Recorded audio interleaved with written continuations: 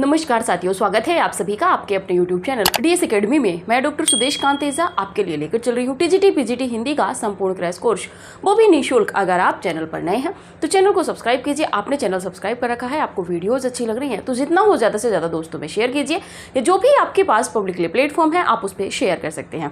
जो भी कैंडिडेट हमसे नए जुड़ रहे हैं, प्रयास कीजिए, शुरू से हमने क्लासेस दे रखी हैं, प्लेलिस्ट बनी हुई है। आप तैयारी बेहतर करना चाहते हैं आगामी आने वाली परीक्षाओं के लिए तो आप शुरू से क्लासेस देख सकते हैं। इसी के साथ में जो भी कैंडिडेट व्हाट्सएप ग्रुप से ज्वाइन होना चाहते हैं, डिस्क्रिप्शन में लिंक दे रखा है, आप वहां से ज्वाइन हो सकते हैं। हमने एक टेस्ट सीरीज शुरू की हुई है। अगर आप टेस्ट सीरीज ज्वाइन करना चाहते हैं तो डिस्क्रिप्शन में कॉन्टैक्ट नंबर दे रखा है, आप उस नंबर पे भी कॉल कर सकते हो, या फिर एक नंबर क्लास के एंड में हम आपको बता देंगे।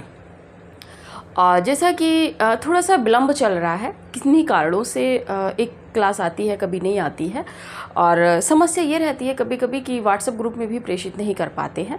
तो थोड़ा सा जो भी कैंडिडेट साथ में लगे हुए हैं, हमारे साथ बने हुए हैं, चल रहे हैं, तो वो थोड़ा सा धैर्य रखें। क्लासें आपकी समय से आपको दे दी जाएंगी, और अब चूँकि हम भी थोड़ा स्पीड से चलेंगे तो पाठ्यक्रम को थोड़ा तेज़ी से कवर करेंगे, ठीक है। और जिन भी कैंडिडेट ने अभी कोई सहायक या मूल पुस्तक नहीं ली है तो कृपया करके वो सहायक पुस्तक ले लें। प्लेलिस्ट में वीडियो डली हुई है जिन किताबों को आपको पढ़ना है, किताबों के ऊपर एक अलग से वीडियो है। आप किन किन किताबों को आप ले सकते हो, कौन सी सहायक हैं, कौन सी मूल पुस्तकें हैं, कहाँ से कितना पोर्शन आपका कवर हो जाता है, ये सब आपके उसमें बता रखा है। टेस्ट पेपर की बात कर ले तो देखिए, टेस्ट पेपर फ्री नहीं है, टेस्ट पेपर पेड है। पेड में भी लेकिन टेस्ट पेपर का जो स्तर है वो बहुत हाई स्तर है, यानी कि पूर्व में जो परीक्षाएँ हुई हैं उनको देखते हुए टेस्ट पेपर को रखा जा रहा है। हर प्रश्न एक नवीनतम है, और प्रश्न की जो संरचना होती है वो आपको पढ़ने के नए नए तरीके प्रदान करती है। आप देखेंगे कि आपने जब एक टेस्ट पेपर को सॉल्व किया है, उसके बाद में आप उसको तीसरी चौथी बार 3-4-5 दिन बाद जब फिर से दोबारा से उस टेस्ट पेपर को उठाएंगे, आपको फिर से उसमें कुछ ना कुछ नया खोजने को मिलेगा। कई बार क्या होता है कि बच्चे यही कन्फ्यूजन में हो जाते हैं कि शायद प्रश्न तो अधूरा नहीं है, कि शायद उत्तर में तो कहीं कोई त्रुटि नहीं हुई है। लेकिन आपको हर एंगल से, जितने भी प्रकार से एक्सपर्ट पेपर बना सकता है, मैं ये नहीं कहती हूँ कि यहाँ से पेपर उठा के एक्सपर्ट रखेगा, लेकिन आपकी तैयारी की जो रणनीति है उसको मजबूत कर रहा है ये टेस्ट पेपर, ठीक है। तो जो भी कैंडिडेट हैं वो अगर टेस्ट सीरीज ज्वाइन करना चाहते हैं तो कॉन्टैक्ट नंबर दे रखा है, आप टेस्ट सीरीज ज्वाइन कर सकते हैं। लाभ आपको इन टेस्ट पेपर से यकीनन मानिए बहुत ज़्यादा होने वाला है, ठीक है।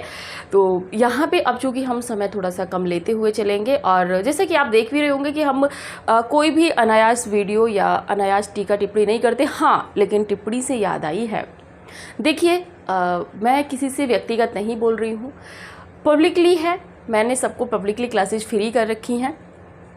इसी के साथ में कोई अभद्र कमेंट ना करे, ऐसा कमेंट ना करे कि हमें भी हर्ट हो या हम फिर उसके प्रतिक्रिया में कोई उत्तर दें तो आपको भी उचित ना लगे। कहते हैं कि शब्दों का प्रयोग उनका करना चाहिए जो हमें खुद में अच्छे लगते हैं। हमने अभी तक आपको उन शब्दों का प्रयोग कहीं पे नहीं किया है जो हमें खुद में अच्छे नहीं लगते हैं। इसीलिए आपने देखा होगा कि सरल स्वभाव रूप में हम आपको सारी क्लासेस देते हैं। कहीं पे ना हम तीव्र स्वर रहता है, ना ओज रहता है, ना ही बहुत ज़्यादा निम्न रहता है। जो एक गरिमा होती है उसके अनुसार हम आपको क्लासेस देते हैं। कहीं पर उपहास में यदि कोई व्यंग्य में कोई टीका टिप्पणी करते हैं तो उसके बाद में आपसे बोल देते हैं कि ये व्यंग्य था, आप अन्यथा ना लीजिएगा। इसीलिए, और बात थी कि भाई गूगल पे, यूट्यूब पे, देखिए यूट्यूब पे भी भरमार पड़ी हुई है क्लासेस की।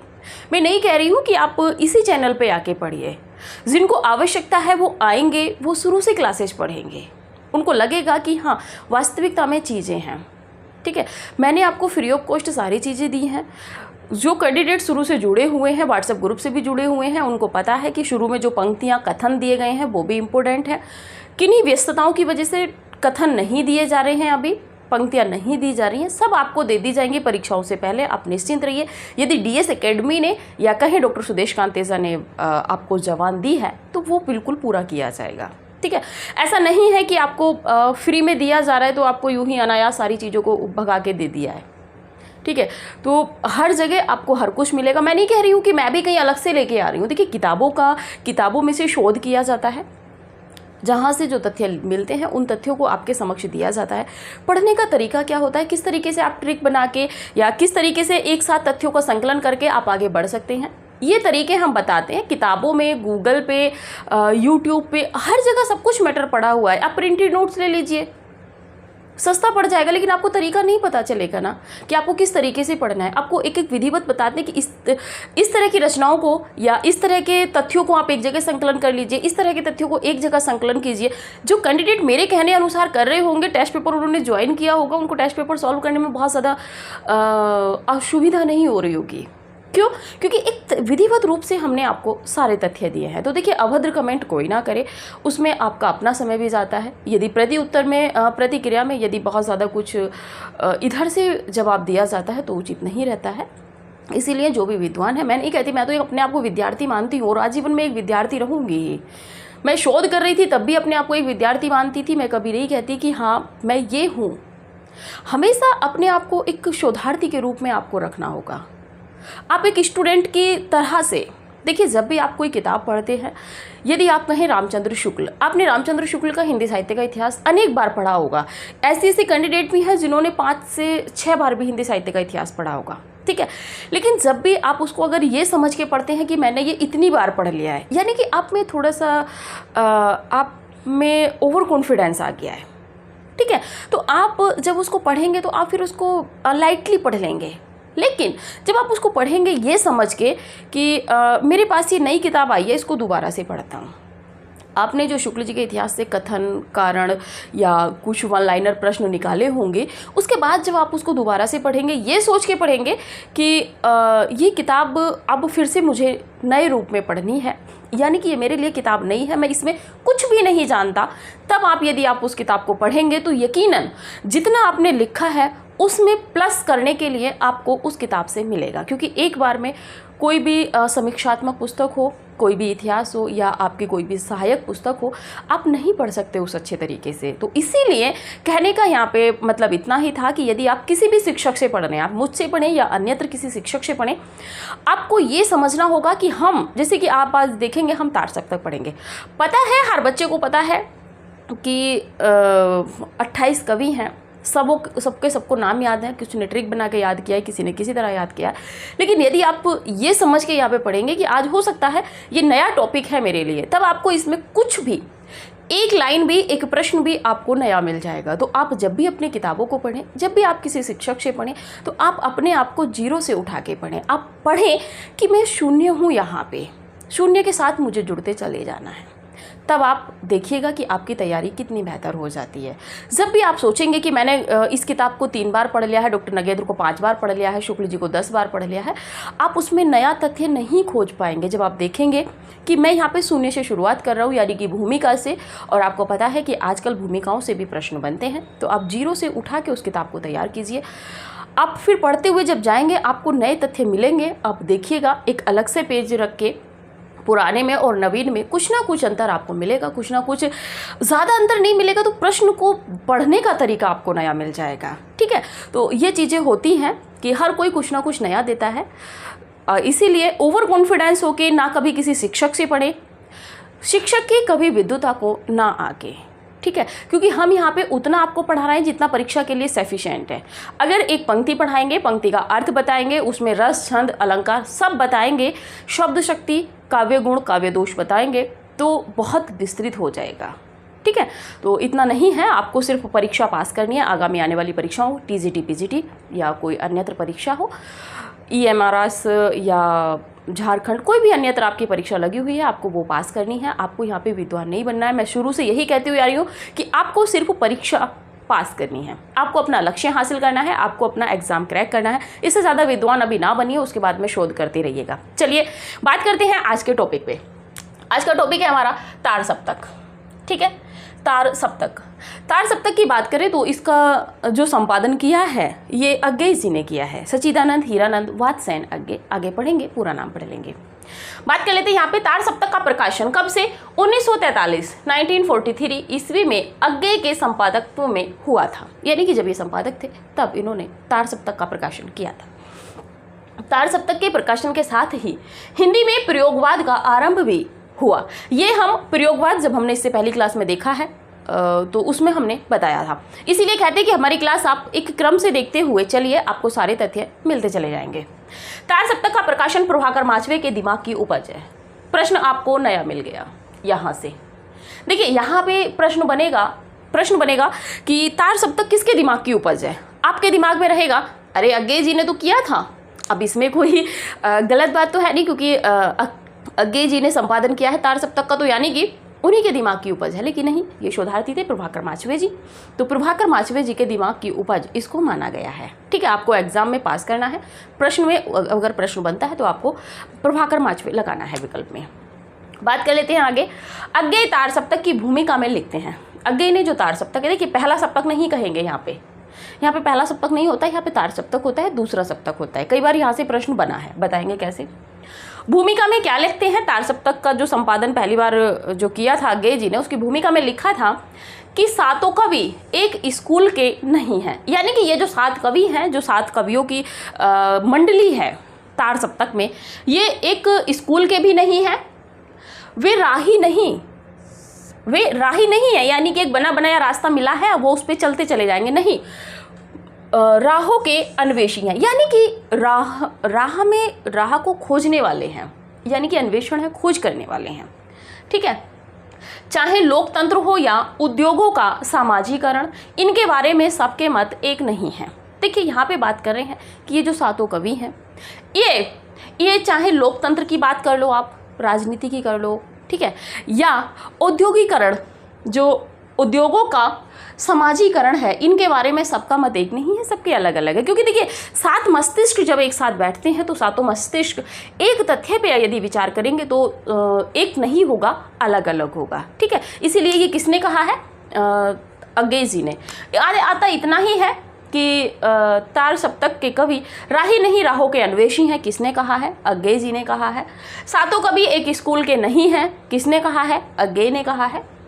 आगे वाला कथन कम आता है, लेकिन फिर भी आप याद रखिएगा, क्योंकि यहाँ का कथन बन चुका है, हो सकता है पीछे का ही कथन बना दे एक्सपर्ट, क्योंकि आजकल बहुत आगे का चलते हैं। लेकिन इसी तरह हम भी हैं, हम भी एक्सपर्ट को मात देने में बैठे हुए हैं। हम भी आपको जिस तरीके से एक्सपर्ट प्रश्न घुमा सकता है, हम उस तरीके से आपको प्रश्न घुमाते हैं। ठीक है, बात कर लेते हैं अज्ञे ने दूसरे सप्तक की भूमिका में। देखिए अज्ञे ने दूसरे सप्तक, जो दूसरा सप्तक था, यानी कि तार सप्तक के बाद में दूसरे सप्तक की भूमिका में नंदुलारे वाजपेयी के आरोपों का उत्तर दिया है। बताएंगे कौन सा आरोप था? बता चुके हैं, देख लेते हैं। हमें प्रयोगवादी कहना उतना ही सार्थक या निरर्थक है जितना हमें कवितावादी कहना। ये कहा है अज्ञे ने। किसमें कहा है? दूसरे सप्तक की भूमिका में।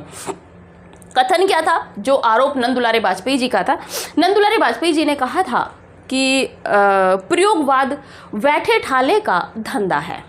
ये या प्रयोगवादी कवि इनको कहा था। उसके मत में आपके नंदुलारे वाजपेयी जी का जो आरोप था प्रयोगवादी कवि कहने का, उसमें प्रयोगवादी रचनाओं में उन्होंने, नंदुलारे वाजपेयी ने जो प्रयोगवादी रचनाएं, उनका निबंध था, उसमें ये कहा था कि प्रयोगवाद बैठे ठाले का धंधा है और प्रयोगवाद में ही तार सप्तक है। तो उसका जवाब प्रति उत्तर में अज्ञे जी ने दिया था। कब दिया था? दूसरे सप्तक में। बात कर लेते हैं, दूसरे सप्तक में कोई भी कवि प्रगतिवादी नहीं था। महत्वपूर्ण है, आप इसको ध्यान रखिएगा। अगर कोई आपसे कहता है कि था, वो अर्ध होगा, लेकिन पूर्ण रूप से प्रगतिवादी नहीं था। ठीक है, आगे बात कर लेते हैं तार सप्तक के प्रकाशन की। तार सप्तक का जो प्रकाशन था 1943 ईस्वी में हुआ था। आगे बात कर ले दूसरा सप्तक। 4 सप्तक है तो दूसरा सप्तक 1951 ईस्वी में है। तीसरे सप्तक की यदि बात करें तो तीसरा सप्तक 1959 ईस्वी में है और चौथा सप्तक आपके 2 साल बाद है 1979 में। ठीक है, 1979 ईस्वी में है। तो ये 4 सप्तक है। अब इन चारों सप्तकों में जो कवि हैं उनके विषय में जो जन्म और स्थान है, अभी इतना ही देखेंगे, इससे ज़्यादा नहीं देखेंगे। इससे ज़्यादा हम उनके पढ़ते हुए देखेंगे। आप स्क्रीनशॉट लीजिए, फिर आगे बढ़ते हैं।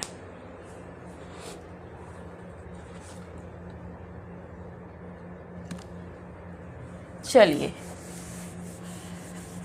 देखिए जो भी टेस्ट सीरीज ज्वाइन करना चाहते हैं समय से कर लीजिए, क्योंकि तैयारी आपकी ही बेहतर हो जाएगी। आपको लगेगा कि चार्ज है, ऐसा कुछ नहीं है, क्योंकि जब आपका चयन हो जाएगा आपको ये चार्ज बिल्कुल भी नहीं खलेगा। अब हो सकता है आपको लगे थोड़ा सा, क्योंकि विद्यार्थी जीवन है, मैं भी परिचित हूँ इन चीज़ों से, और इसीलिए आपको देखते हुए जो इतना चार्ज आपसे हो सकता था बस टाइपिंग वगैरह का, वही आपसे लिया जा रहा है।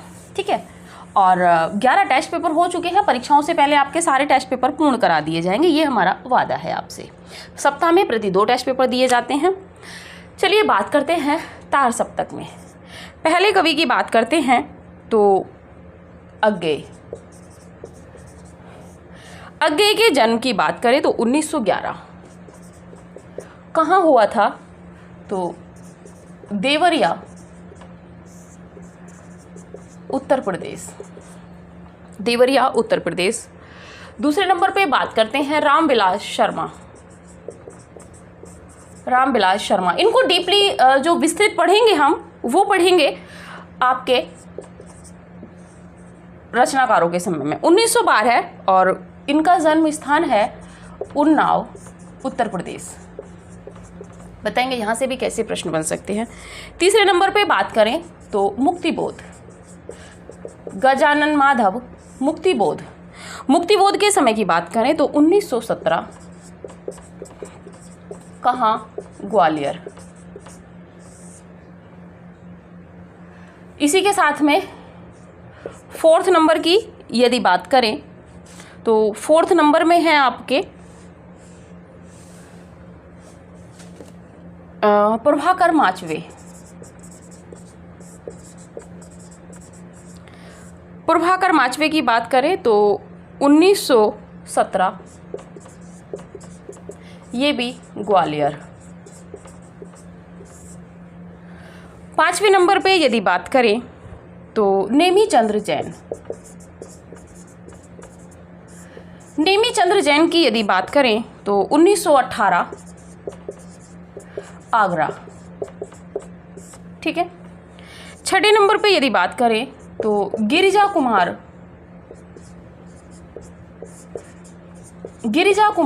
माथुर।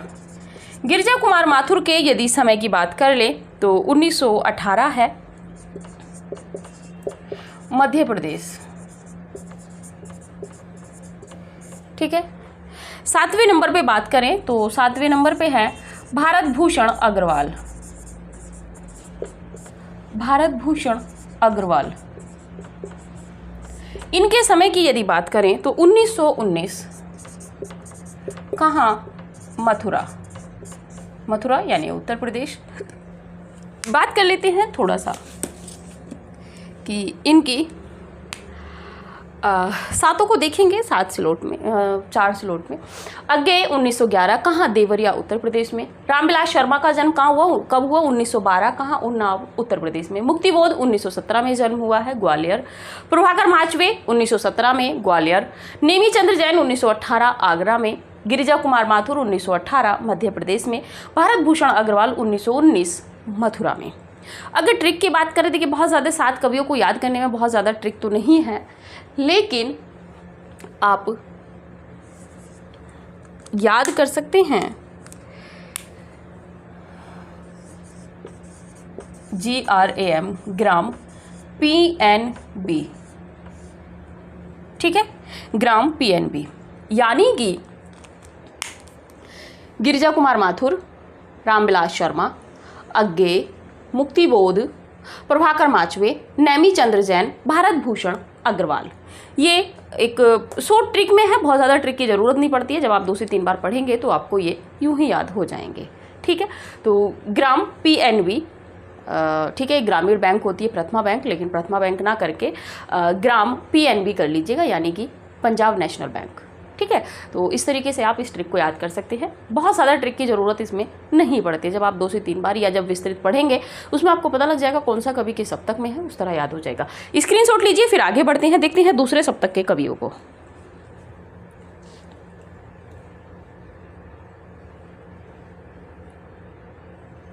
चलिए, देखिए ट्रिक आप अपने से बनाइएगा, कोई ये नहीं कहिएगा, कोई कहता है कि हाँ ये ट्रिक वो ट्रिक, फॉलो नहीं करते हैं, क्योंकि आपको अपने से तैयार करना है। जो भी है हम पढ़ा रहे हैं, आप अपने तरीके से लिखते हुए चलिएगा। बात कर लेते हैं दूसरा सप्तक।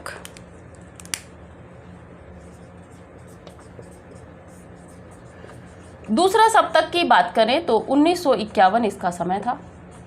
ठीक है, पहले नंबर पे बात कर लेते हैं शमशेर बहादुर सिंह।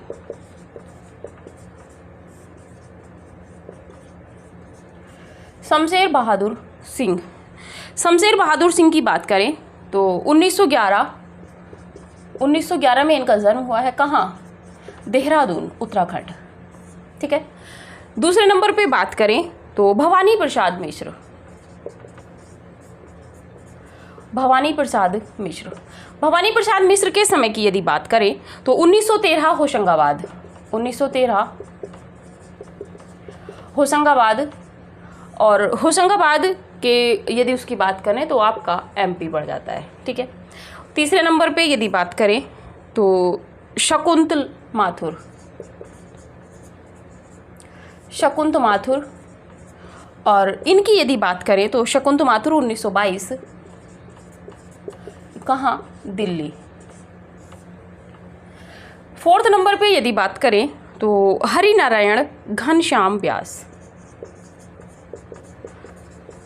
हरिनारायण घनश्याम व्यास। और इनके यदि समय की बात करें तो 1923, 1923, ये भी मध्य प्रदेश।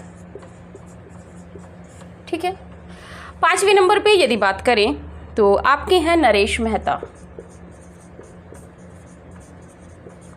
नरेश मेहता 1924 ईस्वी इनका समय है और ये कहाँ के हैं? गुजरात। यहां से भी प्रश्न बन जाएगा।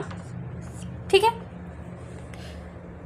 छठे नंबर पे यदि बात करें तो धर्मवीर भारती, अंधा युग वाले डॉक्टर धर्मवीर हैं, एक दलित लेखक में उभर कर आए हैं आलोचक के रूप में।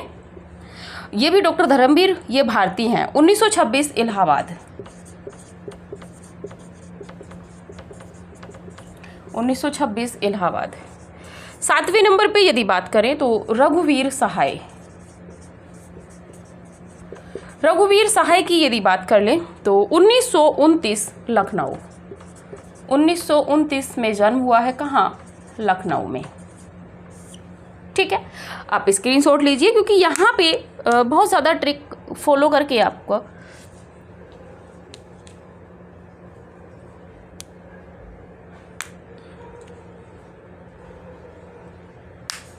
हाँ चलिए देख लेते हैं। HNB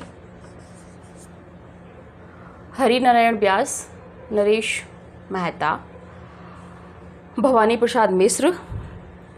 HNB RD रघुवीर सहाय, RD S स्क्वायर, ये आप इसको नोट कर सकते हैं। देखिए HNB आपको पता है एक विश्वविद्यालय है उत्तराखंड में, केंद्रीय विश्वविद्यालय है। तो HNB R, ठीक है, D S square, S square यानी कि S से दो नाम हैं आपके शमशेर बहादुर सिंह और शकुंत माथुर। ठीक है, स्क्वायर से आप स्क्रीनशॉट ले लीजिए। जिसको जो ट्रिक अच्छी लगे आप वो ट्रिक बना लीजिए आगे के नाम की, या जैसे भी आपको, कुछ लोग बाद के नाम की भी ट्रिक बना लेते हैं, तो आप बना लीजिए। शमशेर बहादुर सिंह 1911 देहरादून, भवानी प्रसाद मिश्र 1913 होशंगाबाद के हैं, शकुंत माथुर 1922 दिल्ली की हैं, हरिनारायण घनश्याम व्यास जो हैं ये 1923 मध्य प्रदेश, और नरेश मेहता 1924 गुजरात के हैं। यहाँ से प्रश्न बनने की संभावनाएं हो जाती हैं, वो इसलिए क्योंकि थोड़ा सा घुमा के बता दें, सभी लोग कहीं ना कहीं से हैं। अभी तक गुजरात से मात्र एक नरेश मेहता आए हैं।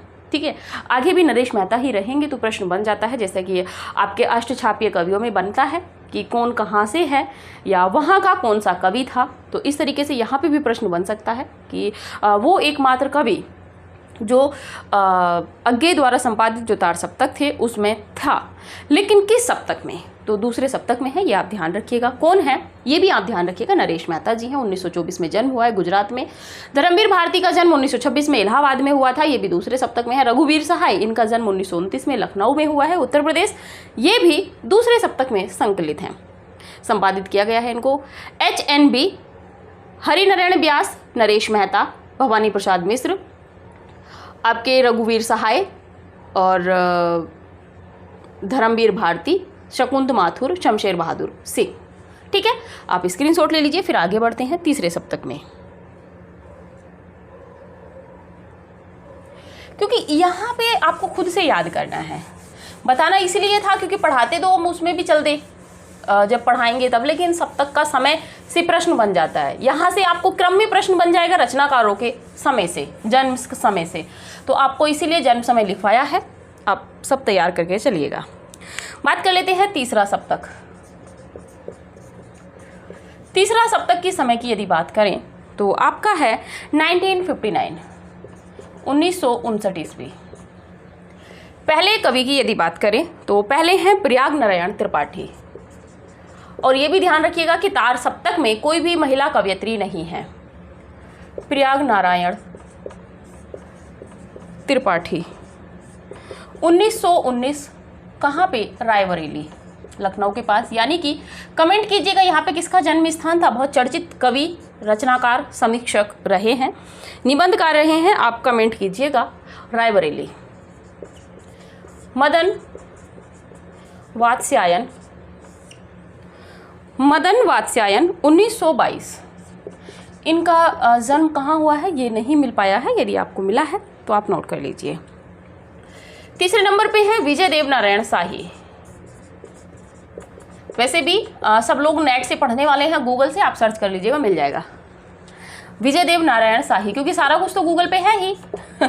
विजय देव नारायण शाही की यदि बात करें तो 1924 ईस्वी है। और समय उनके जन्म स्थान की बात करें तो काशी, काशी यानी कि बनारस, या बात करें उत्तर प्रदेश। तो आप ये जो हैं आपके मदन वात्स्यायन को खोज लीजिएगा भाई गूगल पे, क्योंकि गूगल पे सब कुछ पर्याप्त है। मैम वहीं से टीका टिप्पणी करके आपको पढ़ा रही है। ठीक है, चलिए फोर्थ नंबर पे बात कर लेते हैं। फोर्थ नंबर पे हैं आपके कुंवर नारायण। कुंवर नारायण, कुंवर नारायण के यदि जन्म की बात करें तो 1927 है। फैजाबाद, फैजाबाद आपका उत्तर प्रदेश है। पांचवें नंबर पे यदि बात करें तो सर्वेश्वर दयाल सक्सेना, सर्वेश्वर दयाल सक्सेना। और सर्वेश्वर दयाल सक्सेना का जो समय है 1927 बस्ती, 1927 बस्ती उत्तर प्रदेश में। छठे नंबर पे यदि बात करें, मार्कर भी मना करने लगता है, केदारनाथ सिंह, केदारनाथ सिंह। और केदारनाथ सिंह के यदि समय की हम बात कर लें तो 1932, 1932 कहाँ? बलिया, बलिया आपका उत्तर प्रदेश।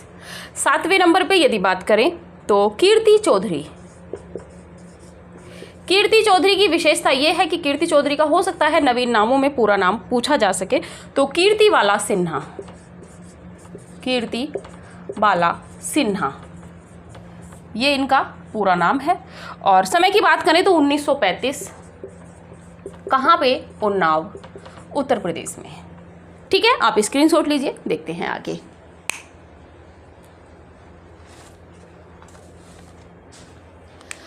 प्रयाग नारायण त्रिपाठी 1919 रायबरेली है। रायबरेली में बताइएगा कौन एक प्रसिद्ध सशक्त हस्ताक्षर के कवि हैं जिनका जन्म स्थान रायबरेली था।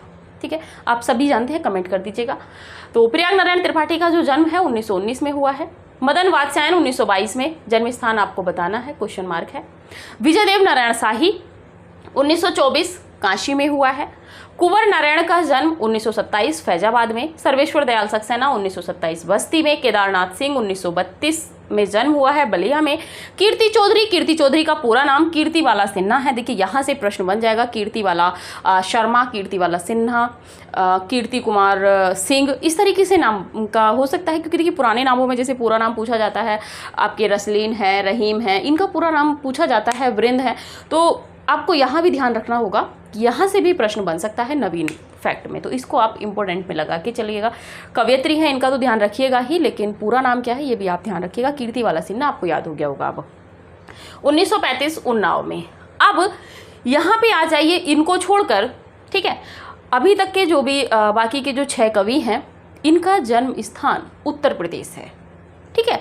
तो ये भी थोड़ा थोड़ा आप ध्यान रखिए, कोरिलेट चीज़ों को कीजिए कि कहाँ पे किस तार सप्तक में कहाँ कहाँ के कवि हैं, किसी एक क्षेत्र विशेष के क्या अलग से हैं। अभी जैसे दूसरे में देखा था आपने गुजरात के थे, यहाँ पे अभी तक कोई अन्यत्र दूसरे राज्य का नहीं मिला है, जैसे कि राजस्थान, मध्य प्रदेश, यहाँ उत्तराखंड देख लिया, उत्तराखंड का भी नहीं मिले हैं यहाँ पे। तो इस तरीके से आप थोड़ा सा ध्यान रखिए, क्योंकि एक्सपर्ट कहीं भी प्रश्न घुमा सकता है। क्योंकि जब हम आपका पेपर सेट करते हैं उसमें हम इस तरह से घुमा देते हैं कि आप खोजें थोड़ी देर प्रश्न को, तो आप समझ सकते हैं कि एक्सपर्ट की तो दृष्टि हमसे भी आगे होगी। वैसे नहीं लगता, क्योंकि जहाँ से भी एक्सपर्ट जिन तरीकों को आयात करके पेपर बना सकता है उन तरीकों को हम आपके टेस्ट पेपर, इसीलिए 50 टेस्ट पेपर रखे हैं कि आपसे कुछ भी ना बचे, आपकी तैयारी इतनी डबल हो जाए कि आप कह नहीं सकते। जहाँ पे नहीं का विकल्प पूछते हैं, यदि आप हमसे उस रचना का समय रचनाकार पूछेंगे तो वो भी आपको कमेंट में बताया जाता है। व्हाट्सएप चैट तक आपके लिए ओपन की जाती है। कहीं आपको नहीं समझ में आ रहा है, आपको दुविधा है, आपको प्रश्न समझने में कन्फ्यूजन हुआ है, उसके बाद आपको लगता है कि इसका उत्तर ये नहीं ये होगा, फिर भी आपको बताया जाता है कि ऐसे नहीं ऐसे है। क्योंकि हमारा दायित्व है, जहाँ पर हम फ्री में इतना कुछ दे रहे हैं तो वहाँ तो हमने आपसे चार्ज लिया है। ठीक है, तो जो भी करना चाहें ज्वाइन कर सकते हैं, तैयारी ही नहीं सीट सुनिश्चित करने के लिए। स्क्रीनशॉट लीजिए, फिर आगे देखते हैं।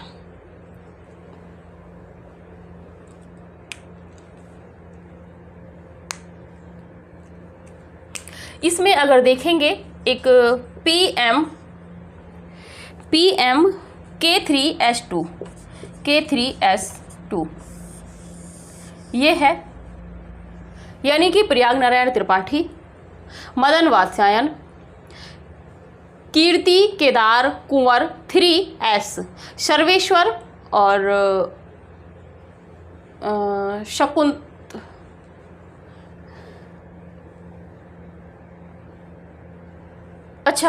सर्वेश्वर और शाही बहुत पहले लिखे हुए हैं, इसलिए ध्यान नहीं रहता है। चलिए स्क्रीनशॉट ले लीजिए, आगे बढ़ते हैं, चौथा सप्तक कंप्लीट करते हैं।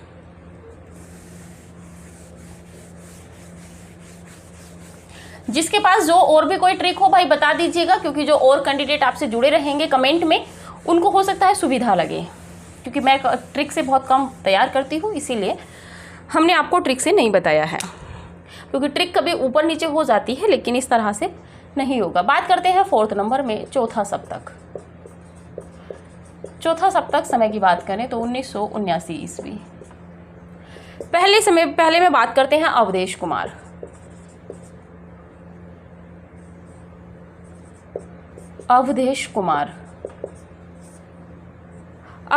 की बात करें तो 1945 देहरादून। देखिए यहाँ पे देहरादून आ गया है, एक कवि और देहरादून में आए हैं, तो आपको ध्यान रखना होगा निम्न में से कौन सा कवि तार सप्तक में सम्मिलित, कौन सा कवि देहरादून से नहीं है या हैं, तो 2 कवि हैं, आपको ध्यान रखना होगा। अगले हैं राजकुमार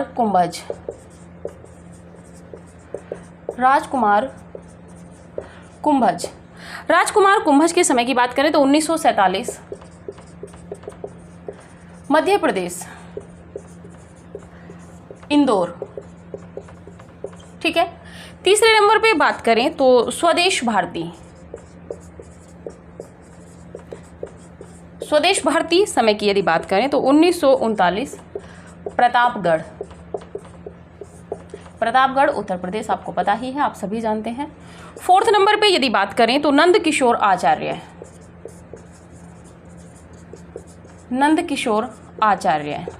दिल्ली इलाहाबाद विश्वविद्यालय से संबंधित नंद किशोर आचार्य, इनकी किताबें बहुत ज़्यादा चर्चित हैं। 1945 ये है आपके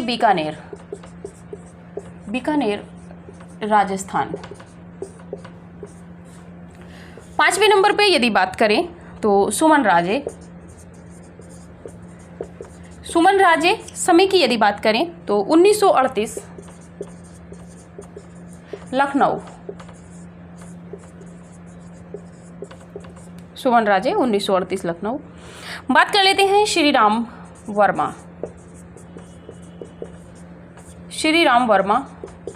और श्री राम वर्मा के समय की बात करें तो 1935, और कहाँ पे, मऊ उत्तर प्रदेश, मऊ जिला है उत्तर प्रदेश में। 7वें नंबर पे यदि बात करें तो राजेंद्र किशोर और इनके समय की यदि बात करें तो 1943। लेकिन जन्म स्थान इनका भी नहीं मिला है। गूगल बाबा पे आप खोज लीजिएगा। नहीं, सही बात है, आप खोजेंगे भाई गूगल बाबा पे, मैं गूगल से ही ला रही हूँ, लेकिन देखिए मैं गूगल पे खोज नहीं पाई हूँ, ठीक है ना। अब भाई जो विद्वान हैं, विदुषी लोग हैं, वो ज़रा थोड़ा कमेंट करके मुझे भी बता दीजिएगा। मैं अज्ञान हूँ, मुझे भी 2 के उत्तर मिल जाएंगे, ठीक है, ताकि आगे फिर जब दोबारा से पढ़ाऊँ तो मुझे बच्चों को पढ़ाने में आसानी हो, ठीक है। चलिए अवधेश कुमार की बात कर लेते हैं। 1945 देहरादून में जन्म हुआ। राजकुमार कुंभज 1947 मध्य प्रदेश इंदौर में। स्वदेश भारती, देखिए यहाँ से प्रश्न बनता है, क्योंकि ये प्रश्न बन जाता है कि निम्नलिखित में से चौथे सप्तक में संकलित कवि नहीं है। वहाँ पे स्वदेश भारती की जगह स्वदेश दीपक रखा हुआ होता है, क्योंकि स्वदेश दीपक आपको पता है एक कथाकार है, तो वहाँ से जब विकल्प में रख देते हैं हम सोचते हैं कि स्वदेश तो पड़ा हुआ है, अब भारती है कि दीपक है, ये कन्फ्यूजन हो जाता है। फिर सोचते हैं नहीं नहीं ये तो होगा ही, फिर हम किसी और अन्यत्र को टिक कर देते हैं और हमारा प्रश्न गलत हो जाता है, ठीक है। तो स्वदेश भारती का जो जन्म हुआ है 1939 में प्रतापगढ़ उत्तर प्रदेश में। नंदकिशोर आचार्य 1945 बीकानेर राजस्थान के हैं। सुमन राजे 1938 लखनऊ उत्तर प्रदेश की हैं। श्री राम वर्मा जो थे 1935 में जन्म हुआ है इनका, मऊ, ये भी उत्तर प्रदेश के थे। राजेंद्र किशोर 1943 में इनका जन्म हुआ था। कहाँ हुआ था ये मुझे भी नहीं पता, आप खोज के बताइएगा। ये थे आपके चौथे सप्तक के कवि। आप एक बार इसका स्क्रीनशॉट ले लीजिए, यहाँ पे कोई ट्रिक फॉलो नहीं होगी।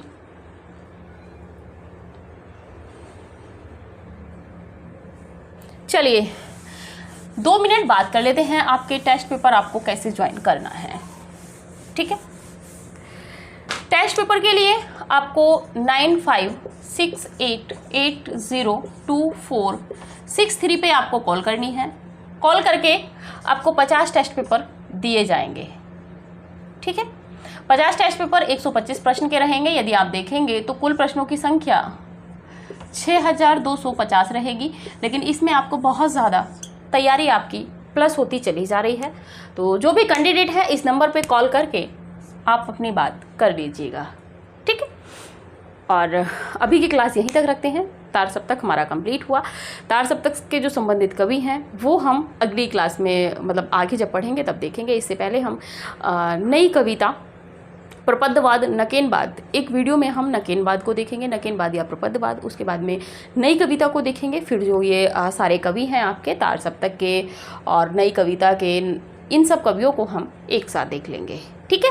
तो क्योंकि थोड़ा सा आपको भी स्पीड में चलना पड़ेगा, मेरे साथ में, मैं भी स्पीड में चल रही हूँ। क्लासों का थोड़ा सा इधर उधर था, लेकिन अब आपको सारी क्लासेज कंटिन्यू दी जाएंगी, कुछ भी आपसे नहीं बचेगा, ठीक है। तो अभी के लिए इतना ही रखते हैं, मिलते हैं अगली क्लास में। जो भी कैंडिडेट टेस्ट ज्वाइन करना चाहते हैं समय से कर लीजिए, ठीक है। 9568802463 पे कॉल करके।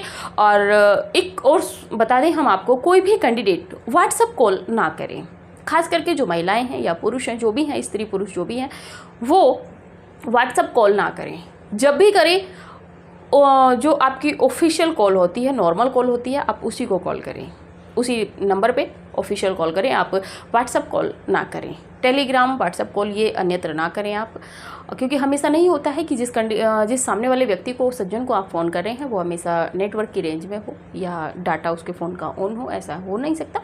तो आप प्रयास कीजिएगा, सभी भी जो भी कैंडिडेट आगे बात करना चाहते हैं वो नॉर्मल कॉल ही कीजिएगा, ठीक है। 9568802463 पे जो भी आपको जानकारी लेनी है, डेमो के रूप में आपको टेस्ट पेपर लेना है, वो सब आपको वहीं से प्राप्त होगा। इसी नंबर पे आप कॉल कीजिएगा 9568802463, सारी जानकारी आपको वहाँ पे दे दी जाएगी। तो ठीक है, अभी के लिए यहीं तक, मिलते हैं अगली क्लास में, देखेंगे एक नई विशेष विधा जो काव्य की प्रवृत्ति है उसको। तब तक के लिए नमस्कार।